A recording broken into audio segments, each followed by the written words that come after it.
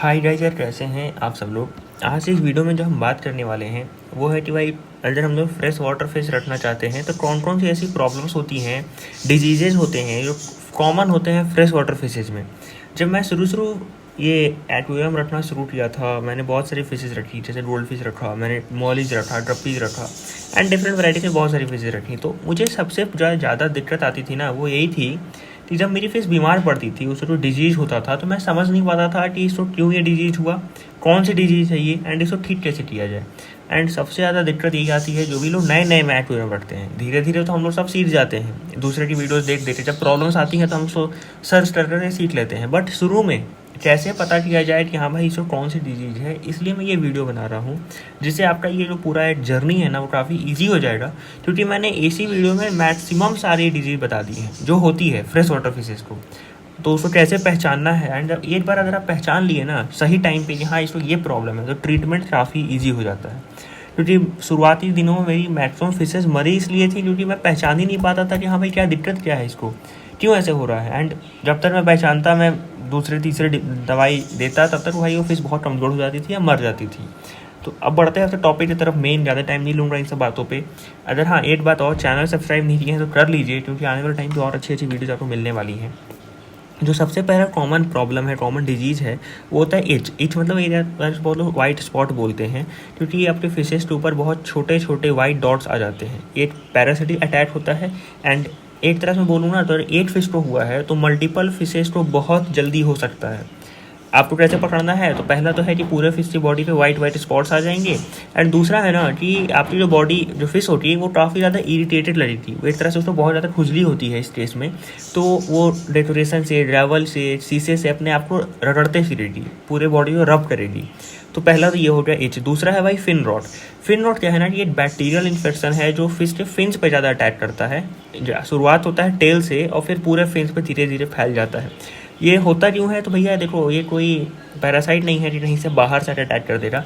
अगर आप अपने फिश का जो वाटर क्वालिटी है वो अच्छा नहीं रखते हैं, या फिर आपकी फिश को किसी भी कारण से कोई इंजरी हो रही है उसके फिन्स में, या फिर उसको स्ट्रेस बहुत ज़्यादा हो रहा है, तो इन सब कारण से फिन रॉट डेवलप हो जाता है।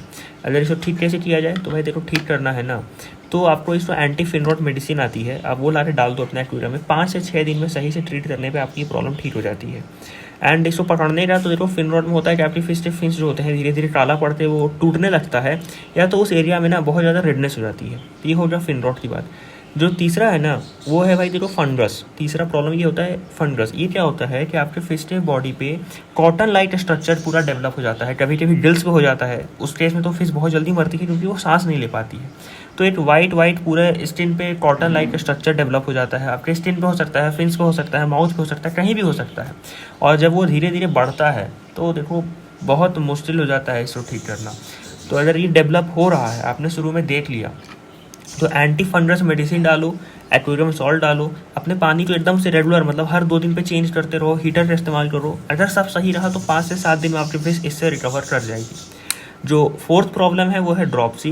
ड्रॉपसी एक स्पेसिफिक डिजीज़ नहीं बोलूँगा, एक बोल सकता हूँ मैं सिम्टम है ये हेल्थ इशू का। वो क्या है भाई कि देखो, जब भी आपके फिश पे एक तरह से आप देख सकते हो कि ज़्यादा खाना वाना वो खा लेती है, तो उससे क्या होता है ना कि आपकी फिश को ब्लोटिंग होने लगती है, या फिर जो उसका एरिया है, वो पेट का जो एरिया है, एब्डोमेन का एरिया है, वो फूल जाता है, जिसके कारण क्या होता है कि वो प्रॉपरली स्विम नहीं कर पाएगी, उल्टा पुल्टा तैरेगी, भूख मर जाएगी उसकी, एंड धीरे धीरे उस स्टेट में फिश मर जाती है। तो ड्रॉपसी में बोल सकता हूँ कि एक सिम्टम है, क्योंकि आपने अपने फिश को ओवर फीड कर दिया, या किसी भी कारण से वो खाना जो है ना, कोई बैक्टीरियल इन्फेक्शन हो गया, कोई ऑर्गन फेलियर हो गया, कोई पैरासिटिक अटैक हो गया, मतलब ये मिक्स है, कोई स्पेसिफिक नहीं है, जिससे कारण ये केस हो गया। तो भाई इसको ठीक कैसे किया जाए, तो ड्रॉपसी ये सब आपको ठीक करना है तो एक तरह से मैं बोलता हूँ कि बहुत मुश्किल है इसको ठीक करना, जल्दी रिकवर नहीं होता है। बट देन ऑल्सो मैं बोलूँगा कि एक्वेरियम सॉल्ट का इस्तेमाल कीजिए। 2 दिन अपने फिश को खाना बिल्कुल मत दीजिए, हीटर का टेम्परेचर 28 डिग्री से प्लस कर दीजिए। अगर रिकवरी करना होगा तो धीरे धीरे 2 दिन में आपकी फिश रिकवरी कर जाएगी। एंड 2 दिन बाद जब पहली बार अपने फिश को फीड करिए ना, तो उसको मटर को उबाल के फीड करिए। उससे क्या होगा कि उसका पेट साफ होने में मदद होगा, एंड उसके बाद आप उसको नॉर्मल फिश फूड दे सकते हैं। जो अगला डिजीज़ मैं बोलूँगा वो है वेलवेट। देखिए वेलवेट डिजीज़ क्या होता है, इसको पकड़ना बहुत ईजी है। आपके फिश के गोल्डन या फिर रस्ट कलर का पूरा एक कोटिंग आ जाती है फिश के बॉडी के ऊपर, गोल्डन कलर की या फिर ब्राउन कलर की कोटिंग। तो ये एक पैरासिटिक इन्फेक्शन है। तो अगर इसको ठीक करना है तो आपको एक तरह से एंटी पैरासिटिक मेडिसिन देना पड़ेगा, एंड पानी को साफ रखिए। बाकी गोल्डन और ब्राउन कलर के प्रोटीन के अलावा जो और चीज़ें आती हैं इसके साथ में वो है कि आपकी जो फिश है बहुत जल्दी जल्दी सांस ले रही, बहुत ज़्यादा लेथार्जिक फील होगी उसको, एंड उसका कलर बहुत ज़्यादा फेड हो जाएगा। ये होता है वेलवेट का। तो क्या होती है, कैसे पकड़ना है, क्या ट्रीटमेंट मैंने बता दिया। आगे आता है 6 नंबर है फंगल इन्फेक्शन, जिसमें आपका स्किन पे, फिन्स पे, ड्रिल्स पे, कहीं पर भी हो सकता है ये। और स्पेशली ये तब होता है जब आपकी फिश होती है इंजर हो जाती है, तो उस इंजर वाले एरिया पे फंगल इन्फेक्शन डेवलप हो जाता है। एक तरह से इसको ठीक करना है ना, तो देखिए आप एंटी पैरासिटिक मेडिसिन या एंटी बैक्टीरियल मेडिसिन किसी से भी ट्रीट कीजिए। जितनी जल्दी आपका वो जो इंजर फिश है, जितनी जल्दी उसका इंजरी ठीक होगा उतनी जल्दी ये इन्फेक्शन ठीक होगा। तो ये हो गया 6th। 7th है swim bladder disease. Swim bladder disease भी बहुत कॉमन है, ओवर फीडिंग के कारण होती है, कॉन्स्टिपेशन हो जाता है जिसके कारण ये होती है। तो उसमें भी फिश ऐसे ही आपको उल्टा पुल्टा तैरने रखती है।